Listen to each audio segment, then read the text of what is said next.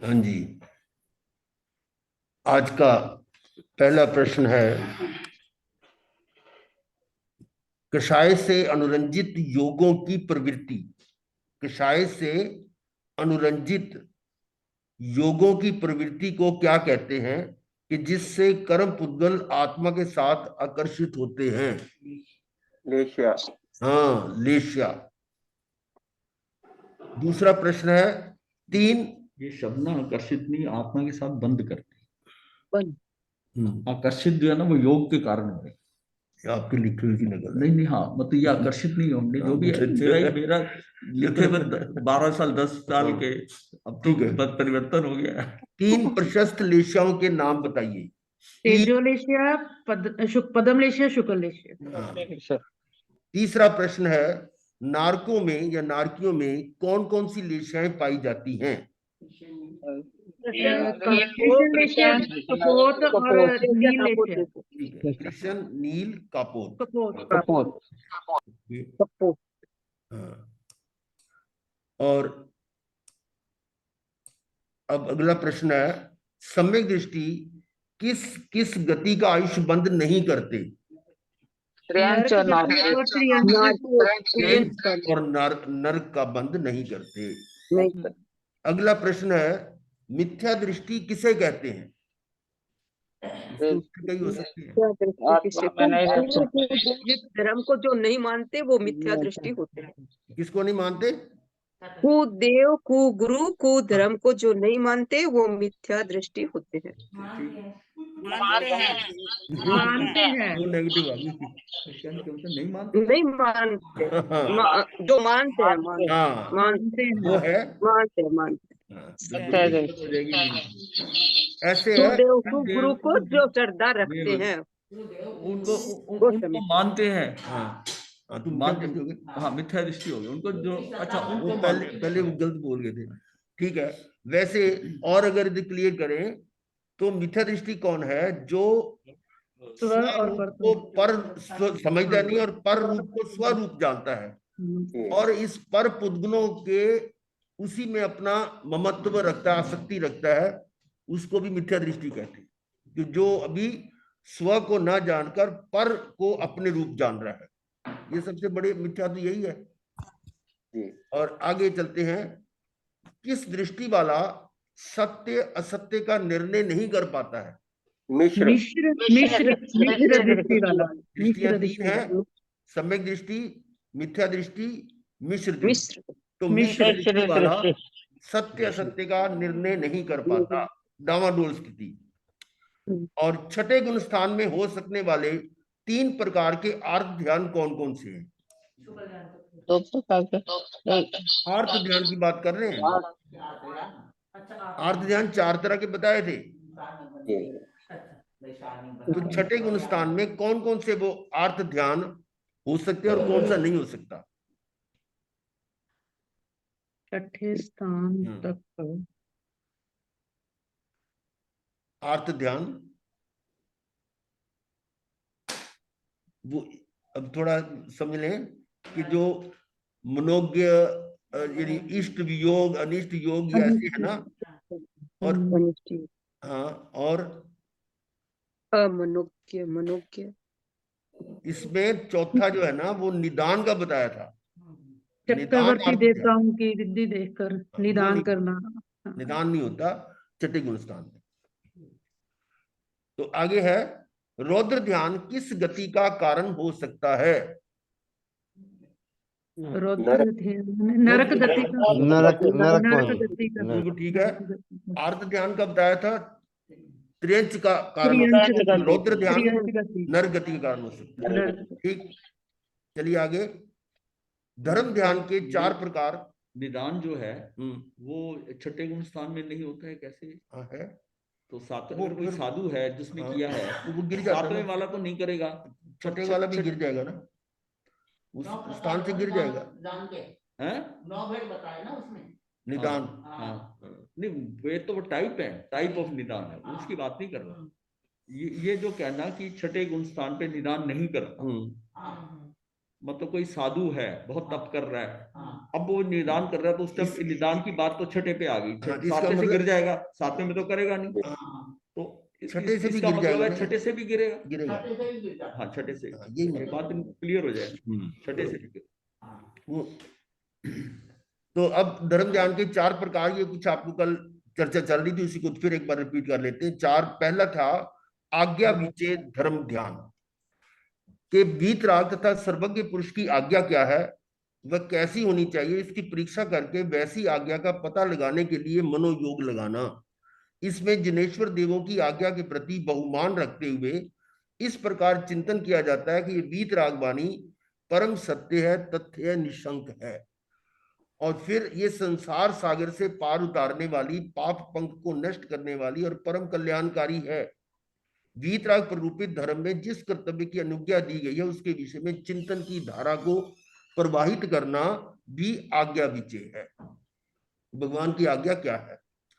फिर दूसरा है अपाय विचय, दोषों के स्वरूप और उनसे छुटकारा पाने के विचारार्थ मनोयोग लगाना, राग देश क्षय आदि के दुष्परिणामों के चिंतन में मन को एकाग्र करना।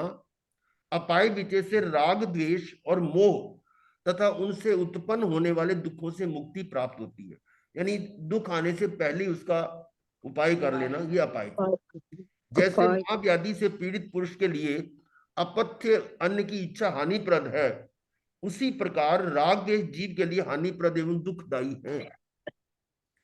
चारों कषाय संसार रूपी वृक्ष के मूल के सिंचन करने वाले हैं। बेस तो सभी का 4 कषाय है। इस प्रकार इनके दुष्परिणामों का चिंतन करना और उनसे बचने की भावना करना, ये अपाय विचय है।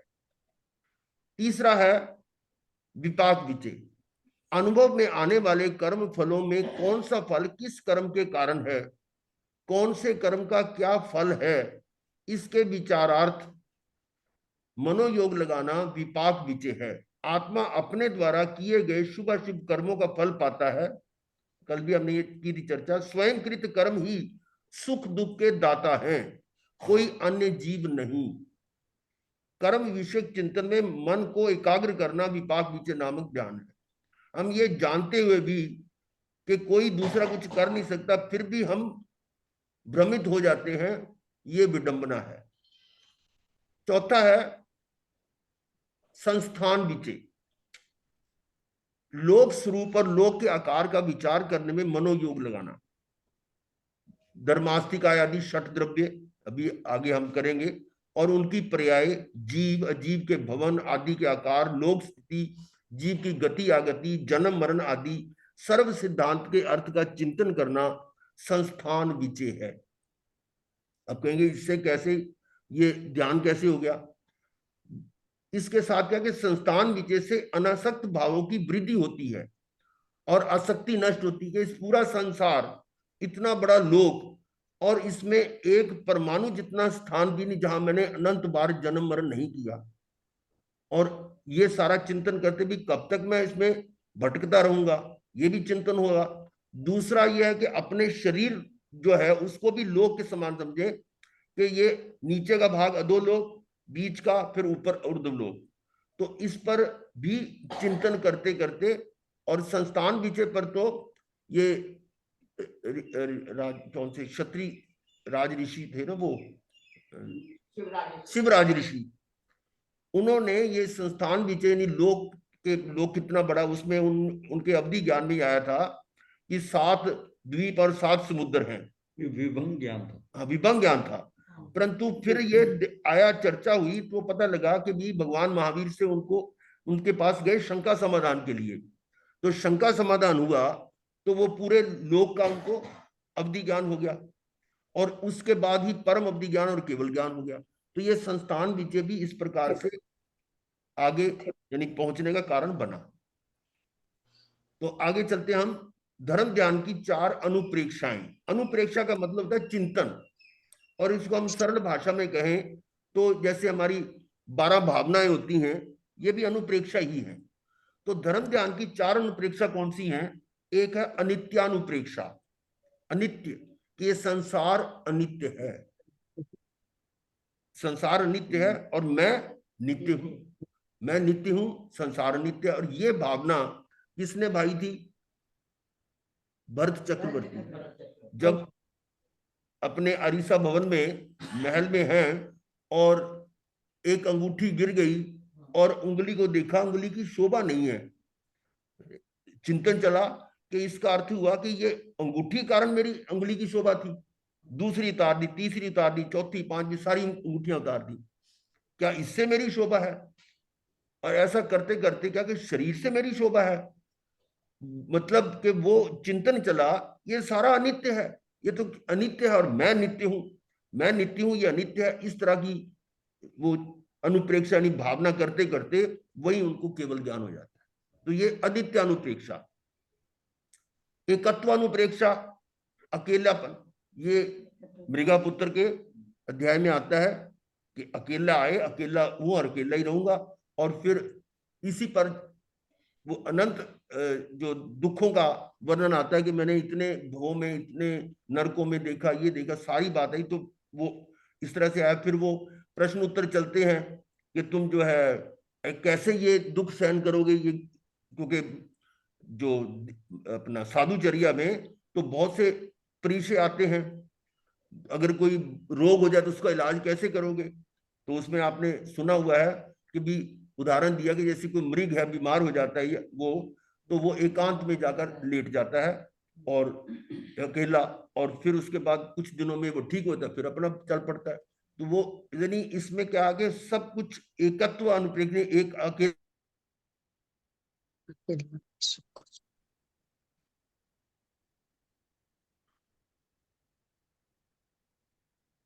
ऐसा आई बंद हो गई।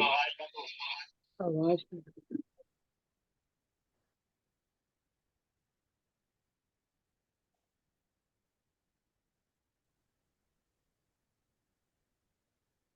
महाराज जी आवाज नहीं आ रही है आपकी।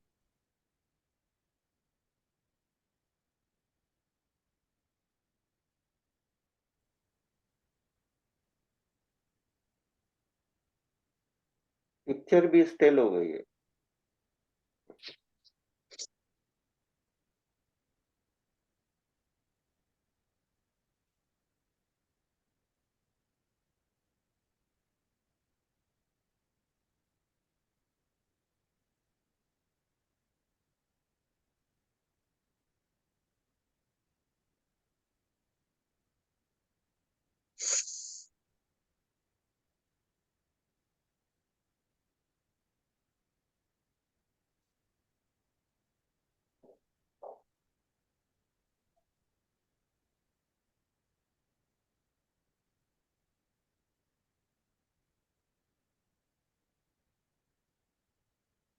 महाराज जी की तरफ कोई प्रॉब्लम लग रही है।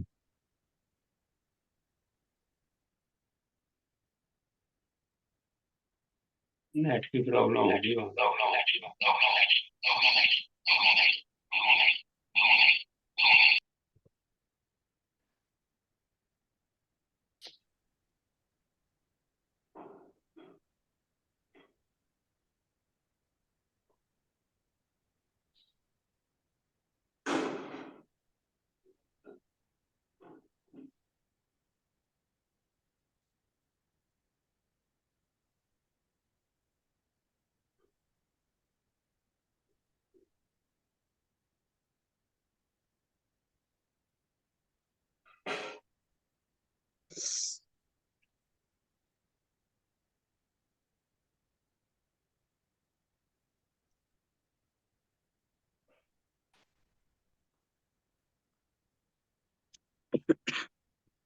बीच में पता नहीं क्या हो गया था कंप्यूटर को, हवा तेज आई होगी।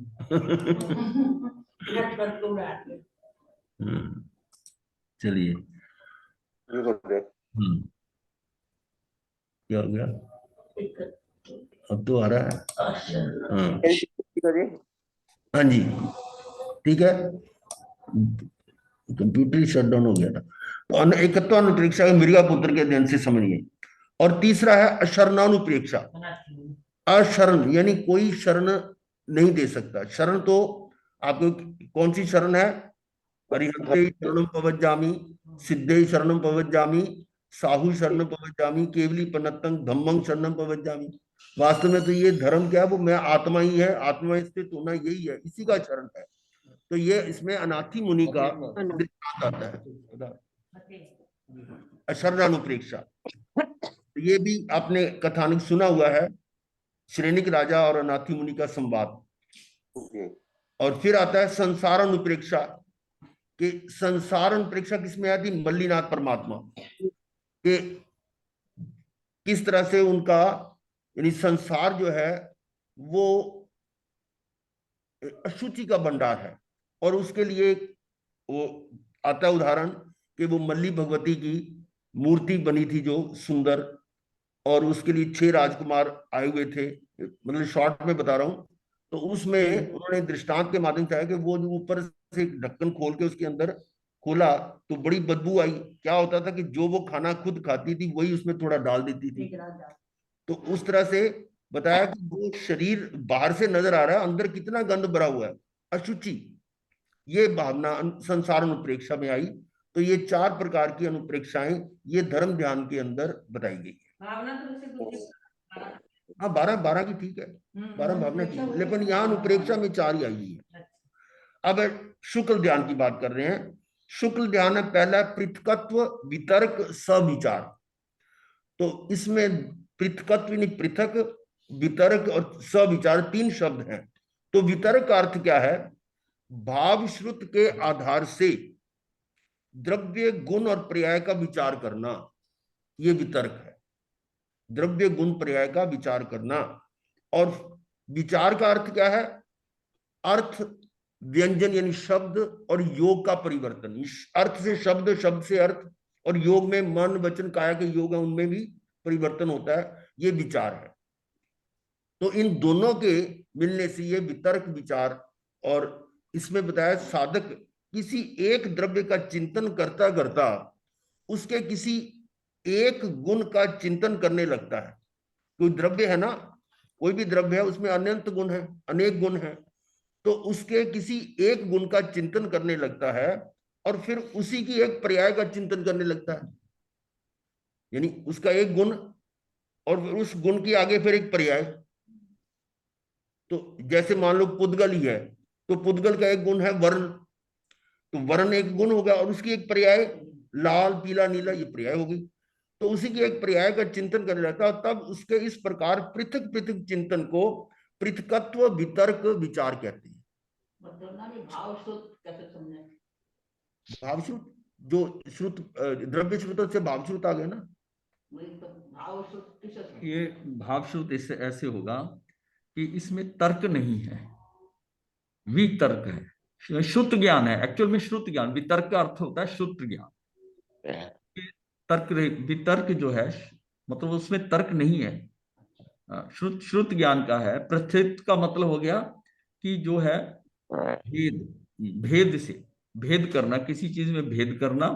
और फिर उसके अंदर जो है वितर्क कैसे होता है कि एक अर्थ से दूसरे अर्थ पे जाना, एक अर्थ से दूसरे अर्थ पे जाना, एक अर्थ से शब्द पे जाना, या शब्द से अर्थ पे आ जाना, फिर एक शब्द से दूसरे शब्द पे चले जाना। ये जो सविचार है, इस तरह जो चिंतन चलता है, सविचार जो है, इसमें सारों में ना एक वर्ड, एक पहले जो वर्ड था ना, विचय बताया था। विचय का अर्थ होता है चिंतन करना। हाँ, विचय का अर्थ होता है जो आज्ञा विचय, अपाय विचय, विपाक विचय। विचय का अर्थ होता है वो होता है। और वितर्क का मतलब होता है कि इसमें तर्क, ऐसा नहीं है, हाँ, इसमें तर्क, तर्क जो है ना, मतलब अर्थ से उसकी पर्याय जैसी क्या होता है अर्थ में, जैसे एक पर्याय से दूसरी पर्याय पे जा रहा है, तो मतलब उसके ऊपर उसका चलता रहता है, भेद रूप चलता रहता है कि ऐसा है, ऐसा नहीं तो ऐसा है, क्या ऐसा है, क्या ऐसा है, तो फिर ये बात ध्यान में दूसरी आ जाएगी, उसमें चलता हो सकता है। ये बिल्कुल क्या है कि ऐसी स्टेप बाय स्टेप की मैं इतना ले लूं, अगर 1 किलो मांग लेता हूँ सोना तो बहुत हो जाएगा, 2 मासे के लिए आया था, 1 किलो से क्या हो जाएगा, 1 किलो तो कुछ मतलब 1 शेर तो कुछ काम का नहीं होगा, तो मैं 5 शेर ले लेता हूँ, 10 शेर ले लेता हूँ।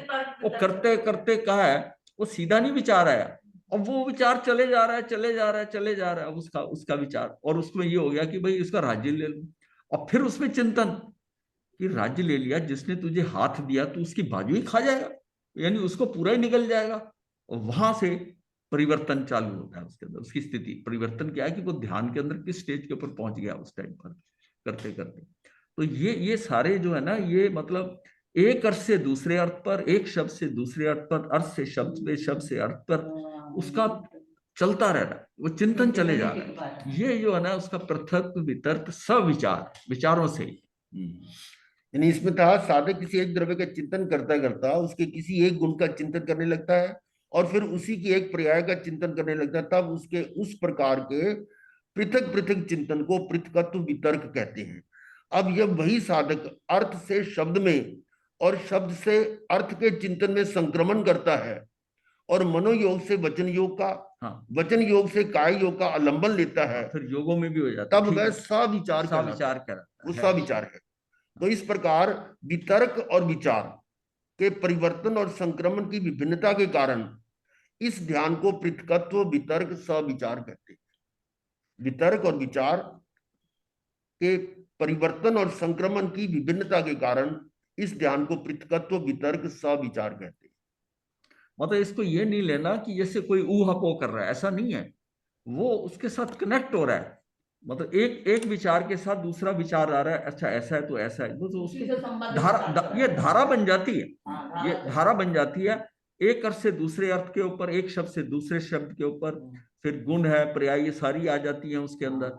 और फिर करते करते योगों पे भी चला जाता है, योगों पे भी चला जाता है कि जैसे योगों पे कैसे जाता है कि जैसे सारा युद्ध मनोयोग से हो रहा था और जैसे मनोयोग से वो काय योग पे आया, काय योग पे आया, वहीं धारा टूट गई, वहीं धारा टूट गई कि मैं तो दीक्षित हूं, मैं तो दीक्षित हूं।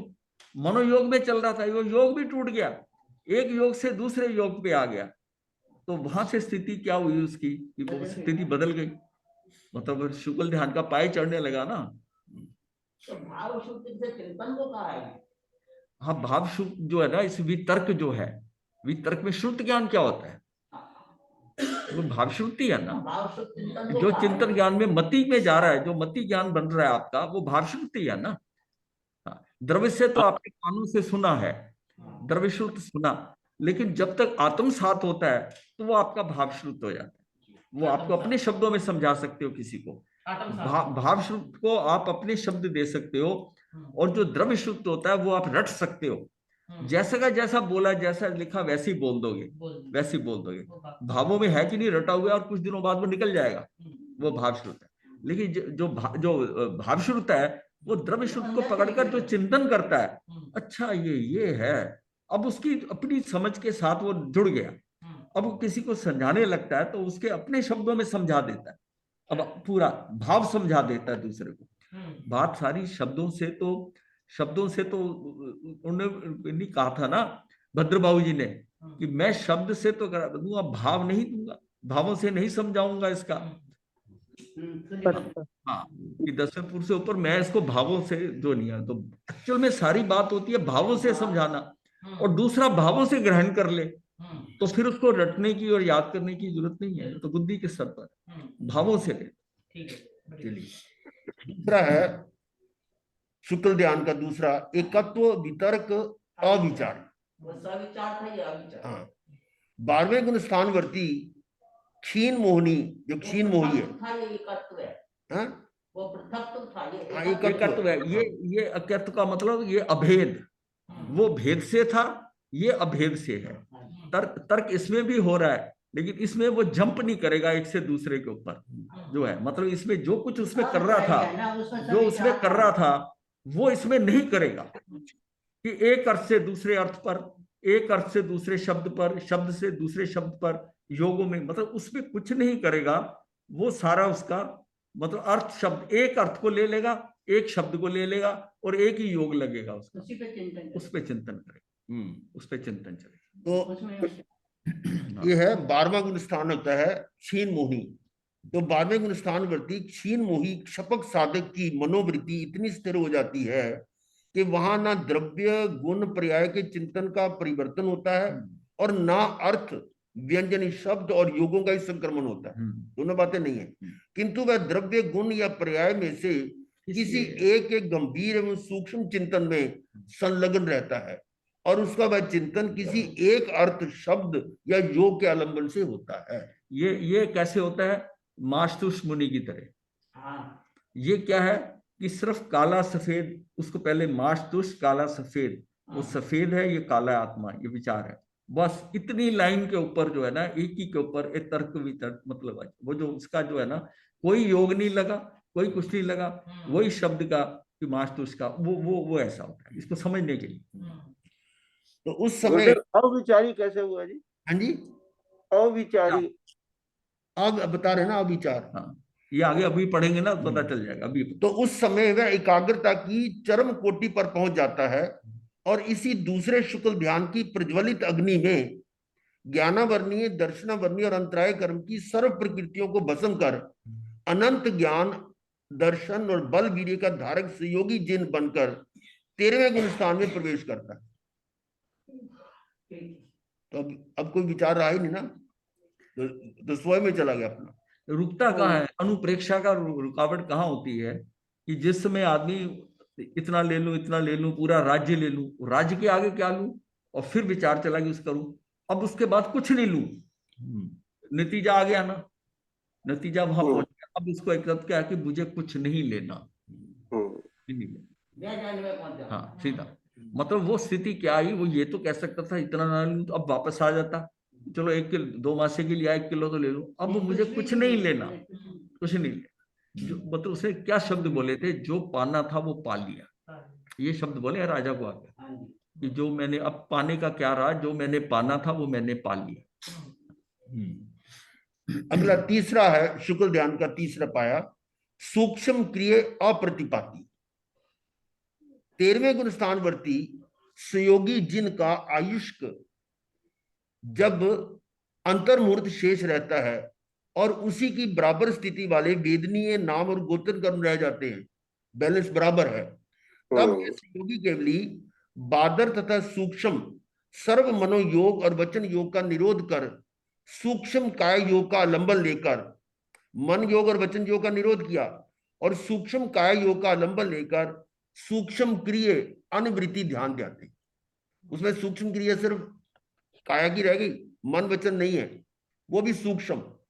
इस समय श्वासोश्वास जैसी सूक्ष्म क्रिया शेष रहती है और इस अवस्था से निवृत्ति या वापस लौटना नहीं होता, अतः इसे सूक्ष्म क्रिय अनुवृत्ति कहते हैं। ये अंतर्मुहूर्त जब शेष रहता है ना आयुष का, उस समय की स्थिति है। और अब चौथा जो है समुच्छिन्न क्रिया क्रिया अनुवृत्ति, ये शुक्ल ध्यान सूक्ष्म काय योग का निरोध होने पर 14वें गुण स्थान में होता है। सूक्ष्म काय योग रह गया था ना उसमें 13वें के अंत में, तो ये 14वें के शुरू में सूक्ष्म काय योग का निरोध होने पर 14वें गुण स्थान में जो होता है, और योगों की प्रवृत्ति का सर्वथा अभाव हो जाने से आत्मा सहयोगी, योगी तो 13 में है, योगी होना चाहिए गुरुदेव। ये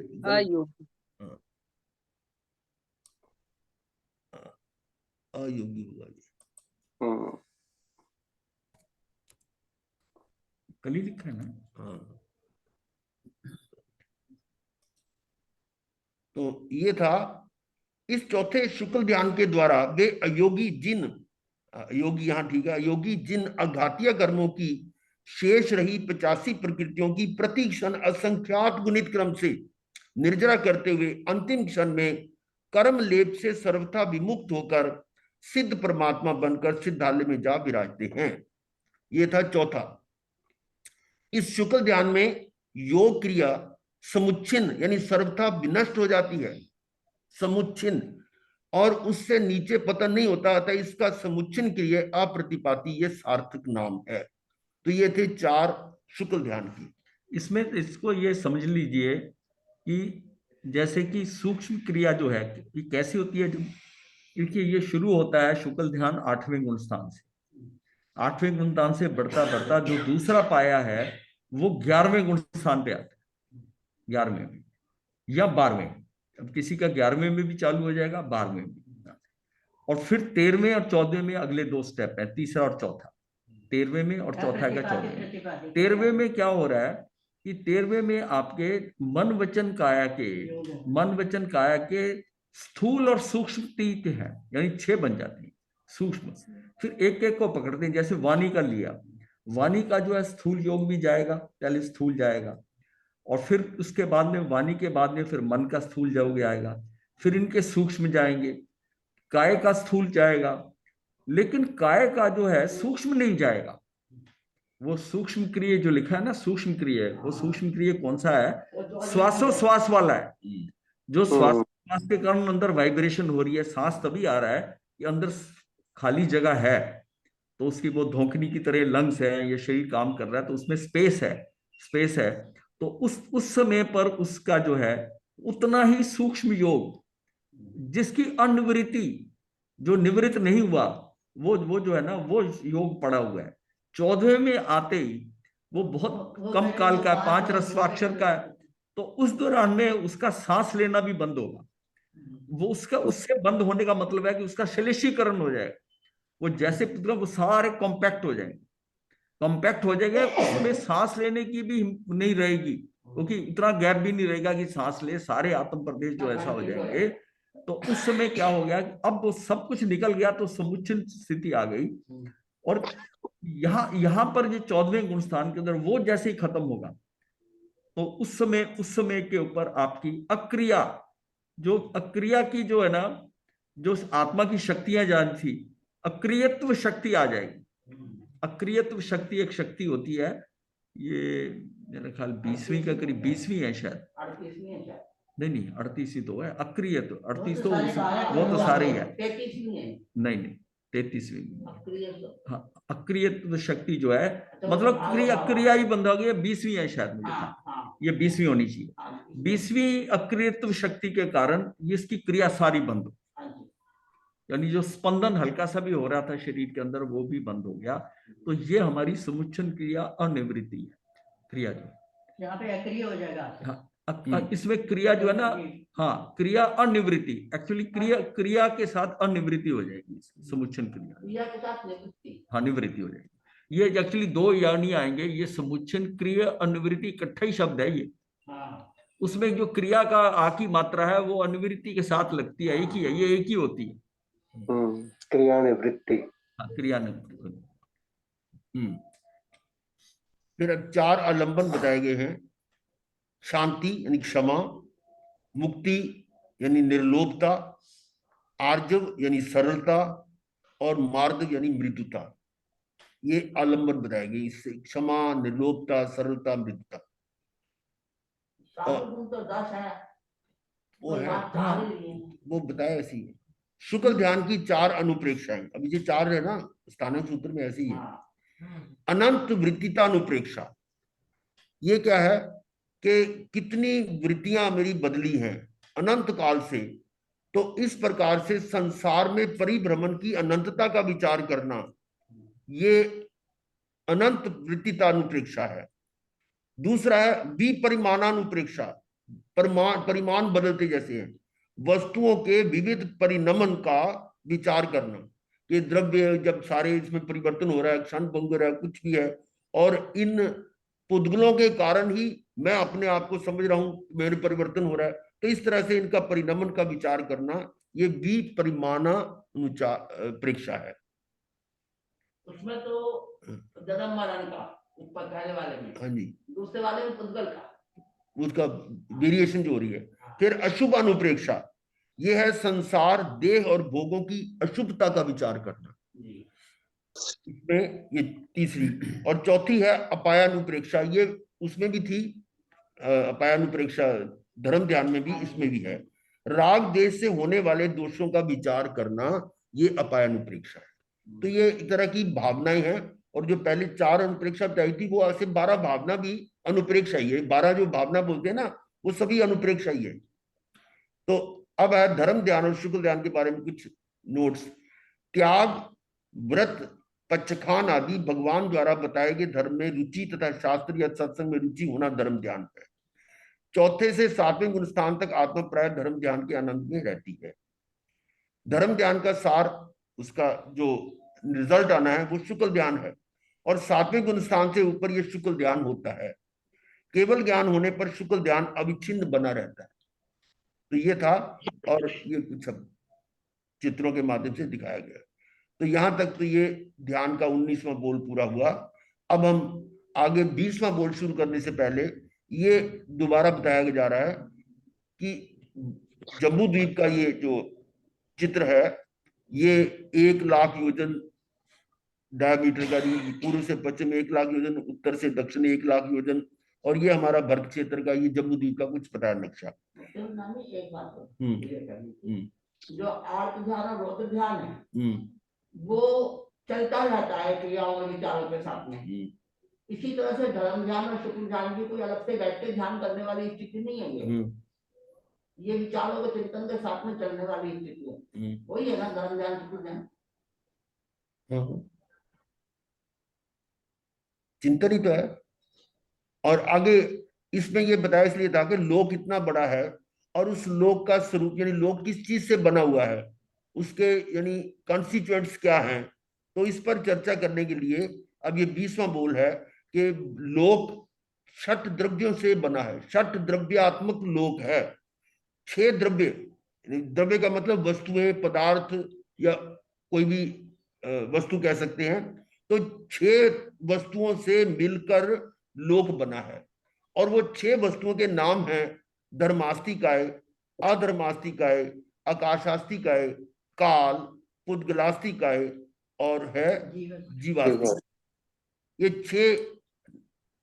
6 ही द्रव्य हैं और इनको हम 6 द्रव्य में क्यों ले रहे हैं, उसके लिए भी 6 से ज्यादा क्यों नहीं हो सकते या 6 से कम क्यों नहीं हो सकते। तो उसमें बताया जा रहा है कि ये जो द्रव्य है उनमें कुछ विशेषता है, कुछ सामान्य गुण है जिनके सभी 6 में वो हैं और इनके अतिरिक्त और किसी में नहीं है।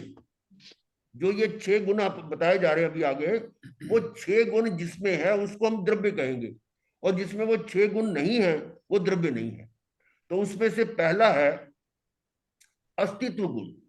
प्रत्येक द्रव्य का त्रिकालिक अस्तित्व है, किसी भी द्रव्य का नाश या लोप नहीं होता। अब इस दृष्टि से ये 6 द्रव्य हैं, क्या इनके अतिरिक्त कोई और द्रव्य है जिसका नाश नहीं होता? सोचिए जरा। लेकिन जो साइंस पढ़ रहे हैं ना कुछ बोल रहे, तो वो कहते हैं देखो जी पानी का नाश नहीं होता। पानी पहले सॉलिड था और पिघल के पानी बन गया, भाप बन गया, बादल बन गए, फिर बरस गया पानी। तो पानी तो मैं बता रहा हूं ना कि पानी जो है वो फिर पानी रहता है और इतने समुद्र हैं, असंख्यात समुद्र, पानी तो खत्म नहीं हो रहा, यानी पानी की अवस्थाएं बदल रही हैं। इसी तरह से जैसे सोना है, तो सोना तो है, उसकी हमने चूड़ी बना ली। अब चूड़ी बना के उसके बाद नहीं अच्छा नहीं मान लगा तो इसको हटा के इसको वो हार बना लिया या और अंगूठी बना ली, तो उसके रूप बदल रहे, लेकिन सोना तो नहीं बदला, सोना तो है। तो इस दृष्टि से वो मतलब इसको मानते हैं कि कई चीजें ऐसी हैं जो शाश्वत नहीं सदा रहने वाली है। जैसे मैंने एग्जांपल दी पानी की, कि पानी तो खत्म नहीं होता। पानी जैसे अगर हम किसी से बात करें और वो ये कि पानी तो उसके रूप बदल रहे हैं, पानी उड़ गया बादल बन गए फिर बरस गया, तो पानी तो नहीं खत्म हुआ। लेकिन इसको थोड़ा सा और साइंस में ही अगर आप देखेंगे तो साइंस के अंदर जो केमिस्ट्री पढ़ते हैं उनको पता है कि पानी का जो फार्मूला है वो H2O है। इसमें हाइड्रोजन और ऑक्सीजन मिलकर ये पानी बना हुआ है और इसको हम किसी विधि से इलेक्ट्रोलिसिस या वो करके करंट पास करते हैं उसमें पॉजिटिव और नेगेटिव डीसी करंट से, तो उसमें पानी के 2 हिस्से हो जाते हैं। एक तरफ हाइड्रोजन निकलती है, एक तरफ ऑक्सीजन निकलती है, 2 सिरे है ना, नेगेटिव और पॉजिटिव। तो उसमें पानी जो है वो कन्वर्ट हो गया हाइड्रोजन ऑक्सीजन में। तो अब हाइड्रोजन ऑक्सीजन तो पानी नहीं है, पानी का गुण है कि तरल है और वो, जबकि हाइड्रोजन तो गैस है और उसमें भी ज्वलनशीलता है, हाइड्रोजन जल सकती है और ऑक्सीजन जलने में सहायक है। तो दोनों चीजें अलग है, इंटायरली डिफरेंट। हाइड्रोजन और ऑक्सीजन दोनों ही बदल गई, इसका मतलब पानी का नाश हो गया। लेकिन जो अस्तित्व की बात कर रहे हैं, शाश्वत की बात कर रहे हैं, उसमें क्या है, उसका ना तो नाश होता है ना लोप होता है, या कैसे कि वो ना तो क्रिएट कर सकते हैं ना उसको डिस्ट्रॉय कर सकते हैं, यानी उसका कोई आदि अंत नहीं है। तो हाँ, तो परंतु ये हमने प्रूव कर दिया कि पानी जो है इसका तो अंत हो सकता है, और कुछ क्रियाएं ऐसी होती है, केमिकल एक्शन है जिसमें पानी क्रिएट होता है और किसी में पानी खत्म होता है। तो इसका मतलब पानी जो है वो शाश्वत नहीं है। इसी प्रकार से सोना है, अब फिजिकली तो कह रहे हैं कि सोना तो रहता ही है, लेकिन सोने का भी अगर देखें इसके अंदर जो एटम है उसके अंदर इलेक्ट्रॉन, प्रोटॉन, न्यूट्रॉन होते हैं, उनकी संख्या को अगर बदल दिया जाए तो सोना बदल जाएगा। जैसे पारा है, पारे में जितने इलेक्ट्रॉन्स हैं उसमें से एक इलेक्ट्रॉन किसी तरह से निकाल दिया, न्यूक्लियर साइंस वाले कर सकते हैं, और वो पारा जो सोना बन जाता है। इसका मतलब क्या हुआ कि पारे का अंत हो गया तो पारा भी शाश्वत नहीं है, और सोना बना है तो वो भी शाश्वत नहीं है। और पुराने जमाने में तो रासायनिक क्रियाएं होती थी, एक ये शास्त्र होता था रसायन शास्त्र, 72 कलाओं में भी है, वो सोना बना लेते थे। अभी पारस वाला तो आपने सुना है कि पारस से वो लोहा सोना बन जाता है, इसका मतलब सोना जो है वो भी शाश्वत नहीं है। तो इस तरह से जा सकता है, वो शाश्वत है ही। तो जो which can neither be created nor destroyed, वो है शाश्वत। तो हम इस तरह से साइंस के माध्यम से भी प्रूव कर सकते हैं कि इन 6 द्रव्यों के अतिरिक्त और कोई भी द्रव्य शाश्वत नहीं है। तो ये था पहला, प्रत्येक द्रव्य का त्रिकालिक अस्तित्व है, यानी तीनों काल पहले था, अब है और आगे भी रहेगा, किसी भी द्रव्य का नाश या लोप नहीं होता। दूसरा है वस्तुत्व गुण, प्रत्येक द्रव्य की अर्थ क्रिया भिन्न भिन्न होती है, यानी उसका फंक्शन, और एक ही क्रिया दूसरा नहीं कर सकता। यानी जिसमें 6 द्रव्य बताए हैं उनमें से एक द्रव्य दूसरे द्रव्य का सब्स्टिट्यूट नहीं हो सकता, हर एक अपना अपना कार्य। जैसे धर्म द्रव्य है, तो धर्म द्रव्य का अपना कार्य क्या है कि कोई भी वस्तु, चाहे वो पुद्गल है चाहे वो जीव है, वो गति करना चाह रहा है तो उसमें वो सहायक बनता है। अगर वो ना हो तो कोई गति नहीं हो। जैसे मैं हाथ हिला रहा हूं तो हाथ में हिला पा रहा हूं क्योंकि यहाँ पर धर्मास्ती काया है, और यहाँ ना हो तो हाथ हिला नहीं सकते, पलक भी नहीं झपक सकते, कुछ भी नहीं होगा। तो इस तरह से धर्म द्रव्य का अपना क्रिया है अपनी, कि वो गति में सहायक है, गति हेतुत्व गुण है इसमें। इसी प्रकार से अधर्मास्ती, अधर्म, हाँ दूसरा नहीं कर सकता।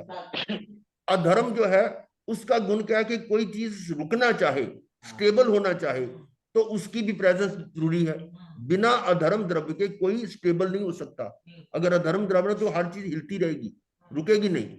तो ये दूसरा अधर्म द्रव्य का फंक्शन है। धर्म का कार्य अधर्म नहीं कर सकता और अधर्म का कार्य धर्म नहीं कर सकता, एक दूसरा का नहीं कर सकते। यानी ये ध्यान रखना कि एक का कार्य दूसरा कोई नहीं कर सकता। तीसरा है जैसे आकाश, तो आकाश का गुण, उसका कार्य क्या है कि कोई भी वस्तु, कोई भी द्रव्य उसमें ठहर सकता है, वो उसके रुकने में या उसके आश्रय देने में वो कभी भी मतलब मना नहीं करता। एक परमाणु जितना स्थान पर, एक प्रदेश कह लो, उस प्रदेश पर एक परमाणु आ जाए, 2 आ जाए, अनंत आ जाए, एक जीव आ जाए, 2 आ जाए, अनंत आ जाए, सभी उस पर ठहर सकते हैं। तो इसका अर्थ है कि आकाश में कोई विशेषता है कि हर चीज उसमें समा जाती है, हर चीज उसके अंदर आश्रित है। तो ये उसका आकाश का अपना कर्तव्य है कि अपना ये फंक्शन है, उसका कार्य है कि अवगाहना दे। अवगाहना उसमें होती है आकाश में।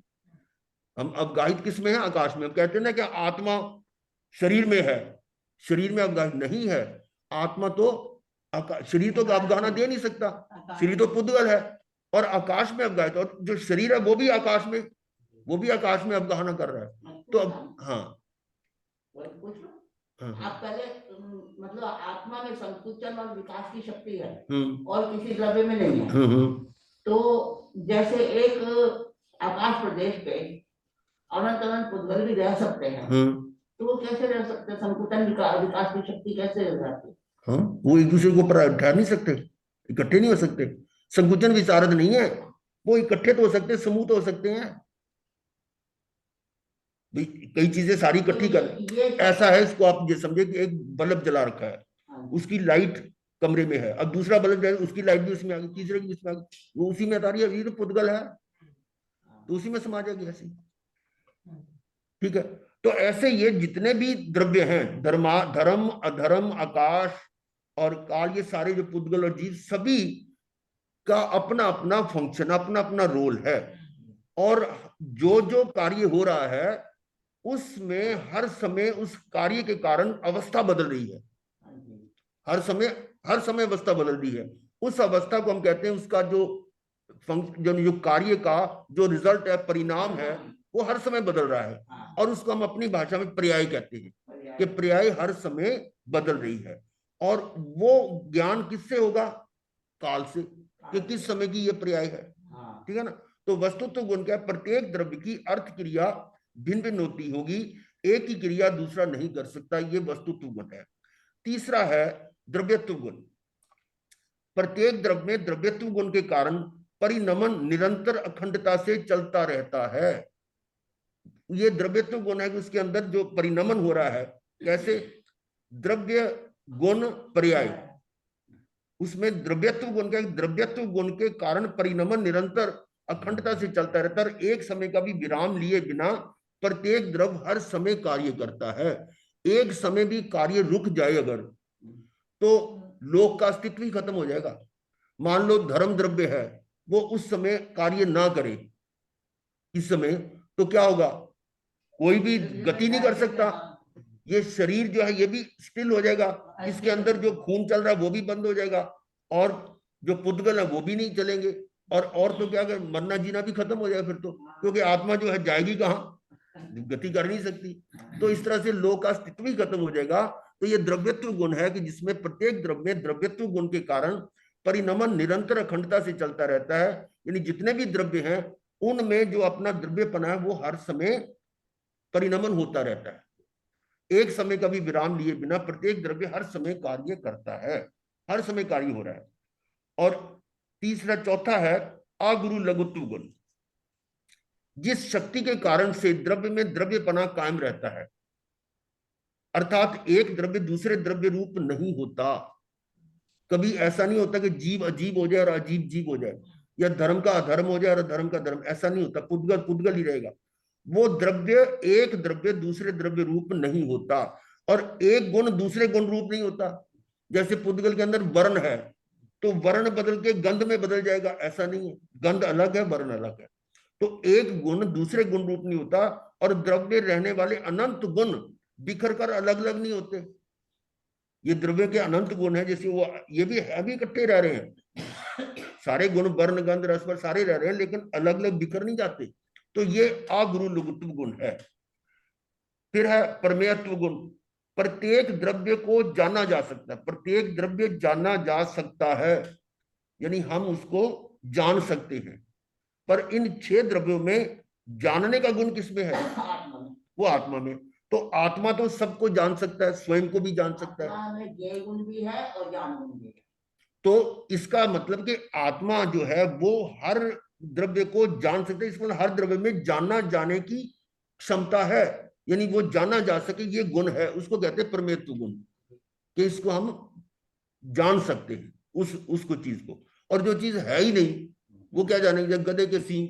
आत्मा प्रमेय भी है, प्रमाता भी है। हाँ, ऐसे है ना, कोई चीज है ही नहीं तो वो जानी कैसे जा सकेगी? जैसे वो आकाश पुष्प कुसुम कहते हैं ना, जो चीज है ही नहीं और उसको तो जाने नहीं जा सकती। ये द्रव्य हैं जिनको जाना जा सकता है। और छठा है प्रदेशत्व गुण। द्रव्य है तो वह स्थान घेरेगा ही। द्रव्य है, उसको अवगाहना तो चाहिए ना, उसको बिना अवगाहना के नहीं होगा। और अन्य मतों से प्रभावित होने से आत्मा निरंजन निराकार ऐसा कह देते हैं, परंतु प्रदेशत्व गुण कहता है कि इसका भी आकार है। प्रदेशत्व गुण क्या है? कि उसके जो स्थान घेर रहा है, तो प्रदेशों के कारण तो घेर रहा है। अगर प्रदेश नहीं है तो स्थान कहां से आएगा? और प्रदेश अगर है तो स्थान घेरेगा तो आकार है, तो निराकार नहीं है। हर द्रव्य, धर्म अधर्म आकाश काल पुद्गल जीव, सबका आकार है। लेकिन हाँ, इसमें आपको एक ही नजर आता है, क्योंकि मूर्त एक ही है। मूर्त जो है वो पुद्गल है, वो उसका आकार आपको नजर आता है, लेकिन अमूर्त का नजर नहीं आता। परंतु ये तो आप जानते हैं कि धर्मास्तिका जो है वो कितनी बड़ी है, लोक प्रमाण। जो लोक का नक्शा वो धर्म का द्रव्य, इसका मतलब वो अमूर्त का भी आकार है।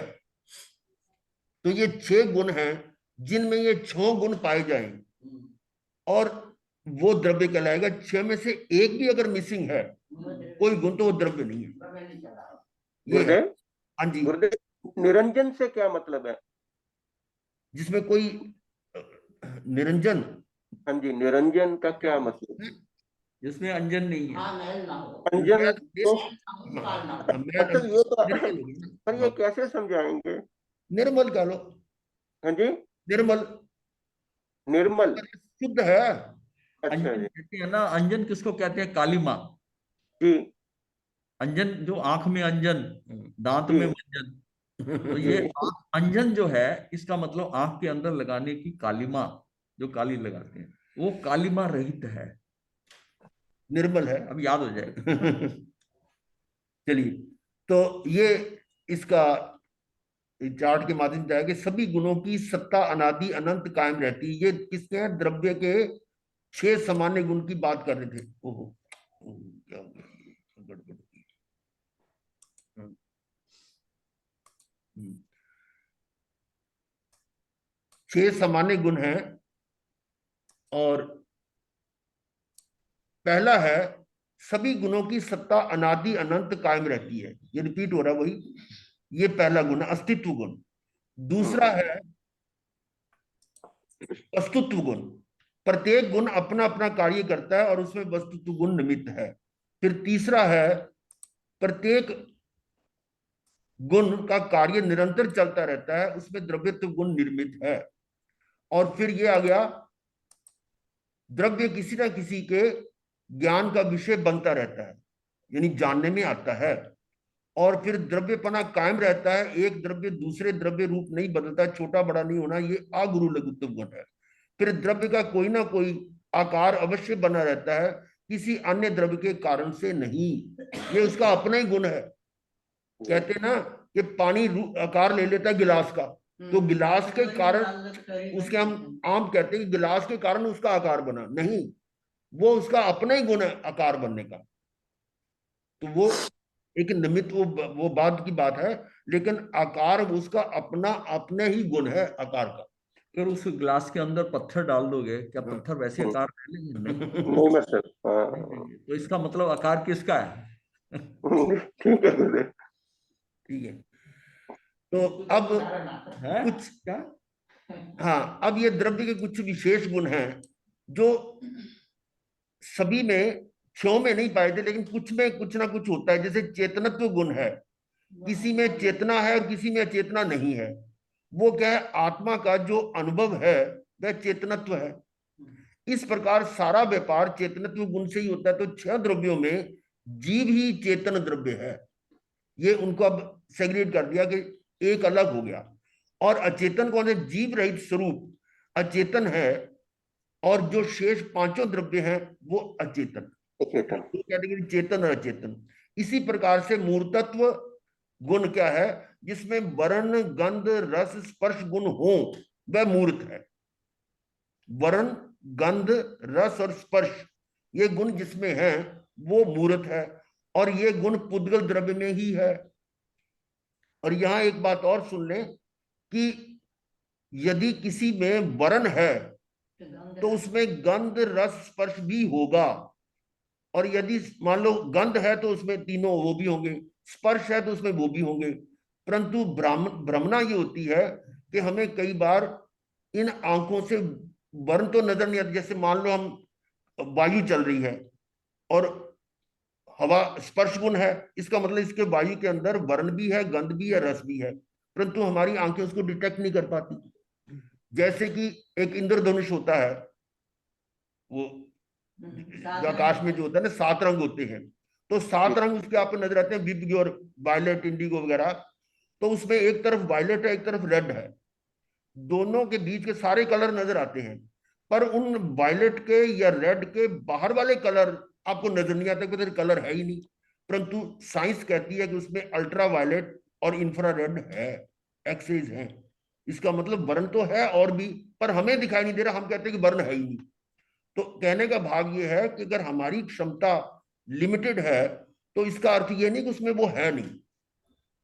अर्थात जैसे मैं शब्द बोल रहा हूं, ये भी पुद्गल है, तो इस शब्द के अंदर भी वर्ण गंध रस स्पर्श है, परंतु हमारे ज्ञान में नहीं आता, क्योंकि हमारा जो ये जो शरीर की क्षमता है वो इतनी नहीं है।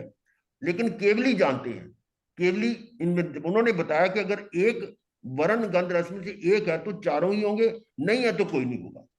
तो ये मूर्त की परिभाषा है। और अमूर्तत्व गुण है जिसमें वर्ण आदि गुण ना हो, यानी वर्ण भी नहीं, गंध नहीं, रस नहीं, स्पर्श नहीं, वो अमूर्त है। और ये गुण पुद्गल के अतिरिक्त शेष पांचों द्रव्यों में होता है। तब इस तरह से इन गुणों के कारण हमने इन द्रव्यों को दो दो हिस्सों में बांट दिया, चेतन और अचेतन। इस तरह से मूर्त और अमूर्त, ये समझ गए होंगे, ये विशेष गुण है। जो पुद्गल की पर्याय है उसमें पुद्गल के गुण होंगे, होंगे ना। तो शब्द में पुद्गल के सारे गुण होने चाहिए। शब्द पुद्गल की पर्याय है ना, है ना, तो पुद्गल ही तो है ना, वर्ण गंध रस स्पर्श है। हाँ, तो उसमें वर्ण गंध रस स्पर्श है। तो शब्द में पर हम लिखते नहीं, हाँ, वही तो बताया मैंने कि इसमें वर्ण गंध रस स्पर्श है जो बोल रहे हैं शब्द। तो अब ये द्रव्य के इसको समराइज किया गया है कि जीव में कौन कौन से विशेष गुण हैं। ज्ञान, दर्शन, सुख और वीर्य, ये जीव में है, और ये तो किसी और में नहीं। लेकिन चेतनत्व है, चेतनत्व और किसी में नहीं है। अमूर्तत्व जो है वो इसमें भी है और इनमें बाकी में भी है। तो इसमें जो गुण कौन कौन से, ज्ञान, दर्शन, सुख, वीर्य, चेतना और अमूर्तत्व। पुद्गल के अंदर वर्ण है, गंध है, रस है, स्पर्श है, और अचेतन है और मूर्तत्व है। ये मूर्त है, यहाँ के मूर्त इसमें ही है, बाकी की किसी में मूर्त नहीं है। और धर्म द्रव्य में गति हेतुत्व गुण है, अचेतन है, अमूर्त है। और अधर्म द्रव्य में स्थिति हेतुत्व है, अचेतन और मूर्त। ये बात के जो दो है ना, उसमें तो कोई कॉमन हो सकते हैं, लेकिन जो पहले वाले हैं वो कॉमन नहीं है, सबके अपने अपने। अधर्म में स्थिति हेतुत्व गुण है, बाकी किसी में नहीं है। आकाश, इसमें अवगाहना गुण है, अचेतनत्व है, अमूर्तत्व है। और काल में वर्तना हेतुत्व गुण है, वर्तन जो परिवर्तन हो रहा है, उसका वर्तना जो हो रहा है वो सारा काल से पता लगता है। काल ना हो तो हमें क्या पता लगेगा क्या परिवर्तन हुआ। तो अचेतन और अमूर्त, ये विशेष गुण थे द्रव्य। तो अब हम इसमें 20वें बोल में षट द्रव्य के 30 भेद कल कर लेंगे, ठीक है। इसमें भी ना कलर चेंज कर लो, ये जो सामान्य और विशेष है ना, लोगों को क्लियर हो जाएगा। सामान्य विशेष, ये जो लास्ट में बनाए ना सारे लिखे हैं, उसमें सामान्य अलग और विशेष अलग, और विशेष वाले लास्ट में ले लो। हाँ, समझ गया, कर दूंगा। हाँ, चलिए, कोई प्रश्न? ये कौन आया? प्रशांत शर्मा। कोई किसी का कोई प्रश्न हो पूछ सकते हैं। ये प्रशांत शर्मा से पूछ लो कि समझ आ रहा है कि नहीं। कौन है प्रशांत शर्मा? ये कौन है? ये तो उनके हमारे श्रेष्ठ प्रभा नहीं, श्रेष्ठ प्रभा उनका सेवक है। अच्छा अच्छा अच्छा अच्छा, उनका शर्मा। जो भी दो शादी, अच्छा, तो शादी देख रही होंगी ना फिर। हाँ, शादी वो उनसे सेवक से। अच्छा, ठीक ठीक, बहुत बढ़िया, ठीक है। अनी जैन, कोई और किसी ने कुछ नहीं कुछ पूछना, पर ठीक है।